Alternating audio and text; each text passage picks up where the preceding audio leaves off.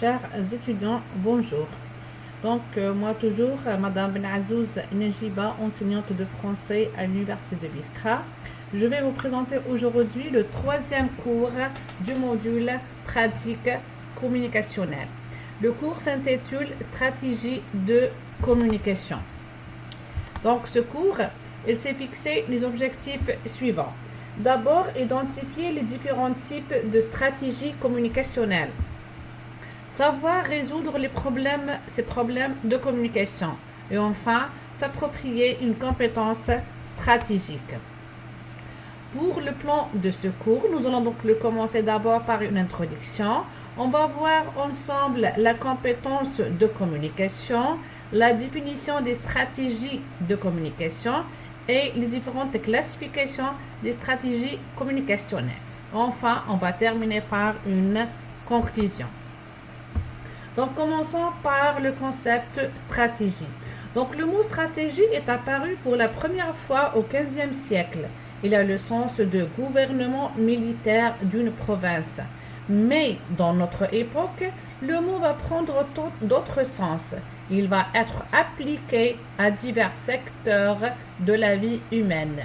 La plupart des chercheurs qui travaillent sur la notion de stratégie affirment qu'il y a deux acceptions principales pour le mot. D'une part, il se présente sous forme d'action qui se manifeste sous forme d'opérations combinées entre elles et de démarches entreprises par un individu dans l'action. Et d'autre part, ces démarches et ces actions vont réaliser un but final. Donc, la compétence de communication. Dans l'enseignant Véronique, dans son écrit Recherche sur l'acquisition des langues secondes, état des lieux et quelques perspectives en 2017, la page 7. En effet, le débat autour de la compétence au sens chomskien et de la compétence de communication de Imes 1984 a sans doute contribué à l'émergence de la question des stratégies de l'apprenant. Il faudrait reconnaître en effet qu'à travers son rejet du couple compétence-performance, les travaux de Del Imes ont entraîné des réflexions ayant pour conséquence la naissance de la notion de stratégie de communication. Donc toujours pour Imes, la maîtrise d'une langue nécessite des connaissances autres que celles de la grammaire, rejetant ainsi la distinction faite par Chomsky, parce qu'elle ne prend pas en compte la dimension socioculturelle de l'emploi d'une langue. Imes propose la notion de compétence de communication. Pour lui, la communication humaine ne se limite pas uniquement à la connaissance linguistique ou à la simple transmission d'un message linguistique d'un point à un autre. Elle implique aussi, avant tout, un échange entre des êtres humains vivant dans une société donnée, donc possédant également des connaissances socio-culturelles. Toujours donc pour Imes, deux raisons permettent de justifier l'adoption de la notion de compétence de communication. Tout d'abord, la compétence d'un individu dans une langue est fonction en partie et de façon variable des autres langues qu'il peut connaître et utiliser. Deuxièmement, quand nous considérons que des individus sont capables de participer à la vie sociale en tant qu'utilisateurs d'une langue, nous devons en réalité analyser leur aptitude à intégrer l'utilisation du langage à d'autres modes de communication, tels la gestualité, la mimique, les grognements, etc. Donc, la compétence de communication au sens de Imes désigne non seulement l'usage des formes linguistiques de la langue, mais aussi le respect des règles sociales à observer pendant l'utilisation de ces formes. En d'autres termes, communiquer dans une langue ou vivre dans une communauté linguistique ne se limite pas uniquement aux connaissances linguistiques, mais nécessite aussi une aptitude à utiliser la langue dans son contexte social et culturel avec les partenaires de la communication. La compétence de communication est ainsi le produit de divers facteurs cognitifs, psychologiques et socio-culturels. Donc, Canal et Swain 1980, la page 30, ont distingué dans la compétence de communication une compétence stratégique qu'elles définissent comme l'ensemble des stratégies de communication qui permettent de compenser les ratés de la communication, c'est-à-dire un ensemble de stratégies verbales et non verbales auxquelles l'individu fait appel pour résoudre ses problèmes de communication en langue étrangère et combler ses insuffisances linguistiques, discursives et conversationnelles. Donc, pour ces auteurs, la compétence stratégique se présente comme un ensemble de démarches compensatoires mises en jeu par le non-natif pour compenser les interruptions de la communication dues parfois à une connaissance imparfaite de la langue. Donc, les démarches peuvent porter sur les lacunes liées au savoir linguistique et sur celles liées au savoir socio-culturel. Elles se traduisent par des procédés verbaux comme la paraphrase et ou l'adoption de certains comportements visant à assurer la continuation de la communication. En somme, la notion de stratégie de communication fait partie des moyens pour le non-natif de tenter de résoudre ses problèmes de communication en s'appuyant en même temps sur la coopération de son interlocuteur. Maintenant, on va voir qu'est-ce que signifie une stratégie de communication. Donc, plusieurs recherches ont essayé de définir donc les stratégies de communication. Et plusieurs tentatives donc ont été faites pour définir les stratégies de communication, car les chercheurs sont loin d'être unanimes sur une seule définition. Donc, nous allons faire connaître quelques-unes qui nous paraissent pertinentes. D'abord, prenons la définition de Fersch et Casper. Donc, pour ces deux auteurs, la stratégie de communication est un ensemble de plans potentiellement développés par un individu conscient de ses difficultés et ses insuffisances pour atteindre son objectif communicationnel. Pour Police et Hall, ils définissent donc la stratégie de communication comme les stratégies employées par un locuteur quand il sent qu'il a un problème de défaillance linguistique. Pour d'autres chercheurs, la stratégie de communication est un ensemble de démarches entreprises par un individu en vue de pallier à ses insuffisances communicationnelles. Ces deux définitions s'accordent sur un point commun, qui est la résolution d'un problème communicatif. Quant à la troisième définition, est celle proposée par Bunch. Donc, selon Bunch, la stratégie est un ensemble d'actions sélectionnées et agencées pour atteindre un but final. Dans cette perspective, on oriente une action vers le but déterminé et elle se manifeste, donc la stratégie, comme une démarche pour atteindre un objectif spécifique. Donc, plusieurs classifications ont été proposées pour les stratégies de communication. Donc, la plupart des travaux ont identifié les différents types de stratégies de communication. Ces dernières sont faites en interaction exolèque. Donc, on va commencer.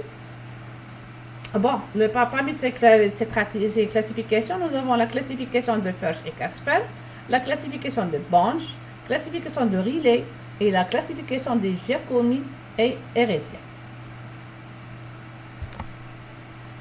Prenons la première classification, celle de Fersch et Casper. Donc, ces auteurs classent les stratégies de communication. Ils abordent les interactions en fonction du processus psycholinguistique chez les apprenants de langue seconde. Les apprenants donc, pour surmonter leurs difficultés de communication, effectuent deux opérations, la préparation ou la planification et l'exécution. Dans la première opération, ils effectuent un plan pour affronter leurs problèmes de communication.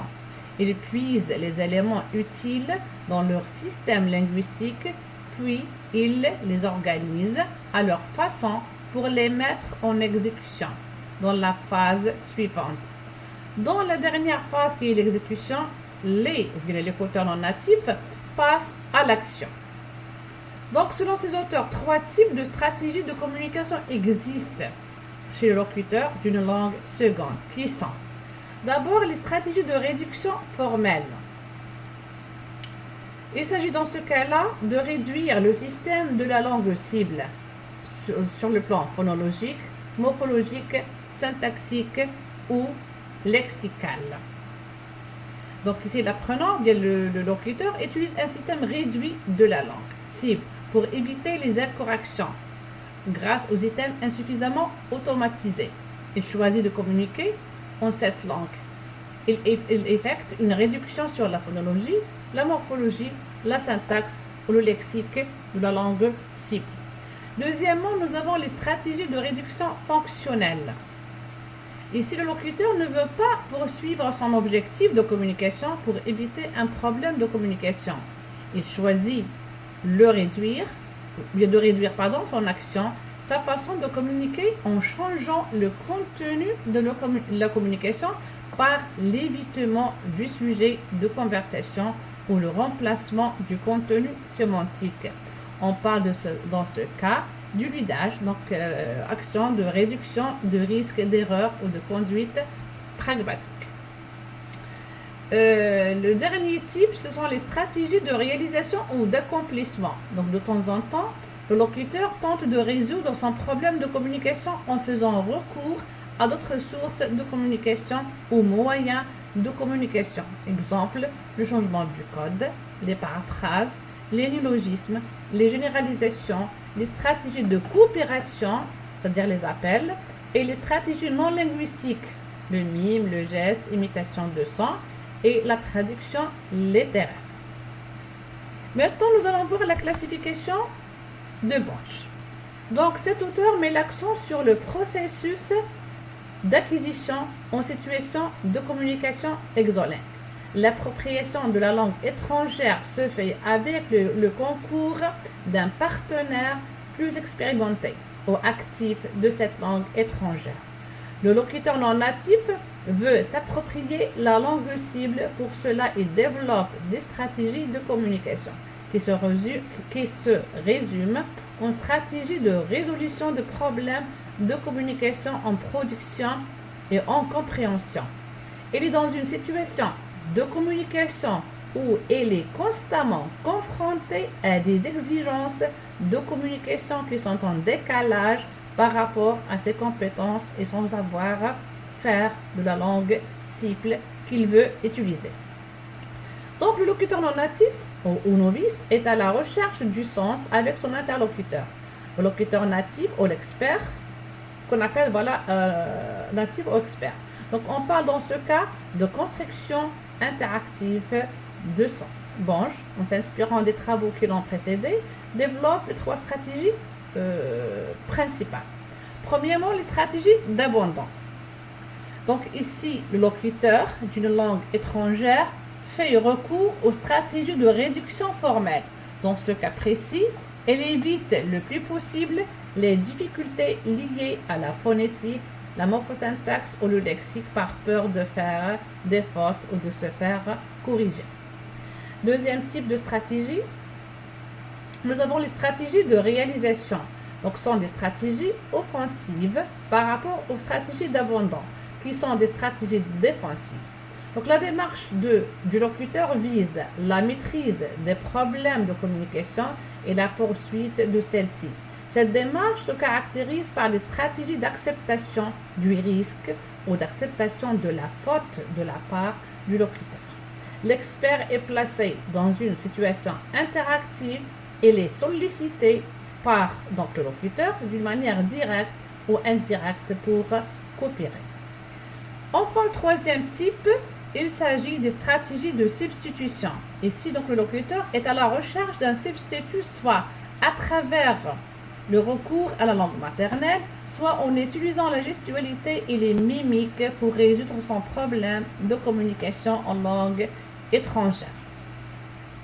Ces stratégies de substitution sont à cheval avec les 2 premières parce qu'elles peuvent se faire dans l'objectif de l'abandon de la communication ou dans l'objectif de réalisation de la communication. Ces stratégies de substitution sont intéressantes car elles permettent la régulation de l'intercompréhension que le locuteur non natif déploie pendant la production et la compréhension du discours. La troisième classification, c'est celle de Riley. Donc, les stratégies de communication sont identifiées par Riley selon le schéma suivant. Donc, nous avons deux types d'abord, stratégies de réduction et les stratégies de compensation. Chacun de ces deux types aussi comporte deux sous-types. Pour les stratégies de réduction, nous avons les deux sous-types, stratégies de réduction formelle et les stratégies de réduction fonctionnelle. Quant aux stratégies de compensation, nous avons deux sous-types, stratégies d'auto-réparation et les stratégies collaboratives.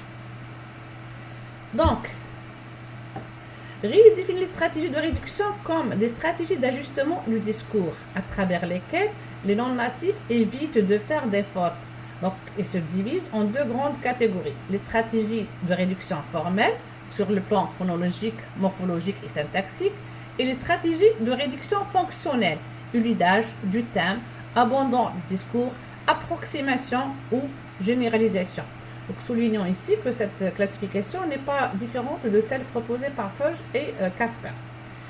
Donc, pour les stratégies de compensation, se traduisent par l'ensemble des efforts déployés par le non-natif pour compenser son déficit linguistique ou risque même de faire des fautes. Elles se subdivisent en deux catégories. Donc, les stratégies d'auto-réparation, à travers lesquelles le locuteur tente de résoudre le problème lui-même en adoptant des moyens comme l'emprunt, l'alternance codique, l'approximation, donc emploi d'un mot ou une expression sachant que cela n'est pas correct mais en espérant que son interlocuteur le comprendra, la traduction littérale, comme donc faire une traduction mot à mot dans la langue cible. Nous avons aussi des stratégies de collaboratives. Dans ce cas, le locuteur moins compétent implique son interlocuteur dans la résolution de son problème de communication. Dans cette situation, la coopération du locuteur expert ou non natif est indispensable pour la réussite de l'interaction. Les stratégies identifiées dans cette catégorie sont les demandes d'assistance ou de clarification, soit pour une traduction dans la langue cible, si le partenaire a une connaissance de la langue maternelle, soit pour évaluer une autocorrection. Et nous avons les demandes de confirmation et feedback. Donc, dans ce cas-là, il s'agit des démarches à travers lesquelles les interlocuteurs vérifient leur compréhension. Maintenant, la classification de Giacomi et Heredia. Donc, ces deux auteurs considèrent les stratégies de communication comme la mise en place d'un ensemble de procédures interactives au sein de l'espace conversationnel que se construisent les participants à un échange. Donc, Giacomi et Heredia distinguent deux grandes catégories de stratégies de communication en situation isolée. Nous avons d'abord les stratégies préventives. Ces auteurs définissent ces stratégies comme l'ensemble des principes de la régulation discursive. Les participants agissent en amont de la communication dans la mesure où ils ont une fonction d'anticipation et par là même de gérer le déroulement des échanges. Elles se subdivisent en trois catégories. Nous avons d'abord les stratégies de facilitation. Donc, conscient des difficultés de son interlocuteur, le locuteur natif emploie un registre de langue simplifié afin de lui faciliter la compréhension. Cette simplicité se caractérise le plus souvent par certaines omissions volontaires, articles, prépositions, etc. Certaines distorsions syntaxiques, l'adoption d'un débit plus lent, d'une écoute plus attentive. À travers cette stratégie de facilitation, le locuteur natif ou expert incorpore dans son discours des éléments linguistiques que son interlocuteur pourrait utiliser dans sa production. Deuxièmement, nous avons la stratégie d'évitement. Donc, les interlocuteurs emploient ce type de stratégie afin de prévenir l'échec de la communication. Ces stratégies sont employées le plus souvent par le locuteur expert. Elles consistent à donner au locuteur linguistiquement faible un éclairage nouveau, rétroactif aux zones de malentendu et d'incompréhension.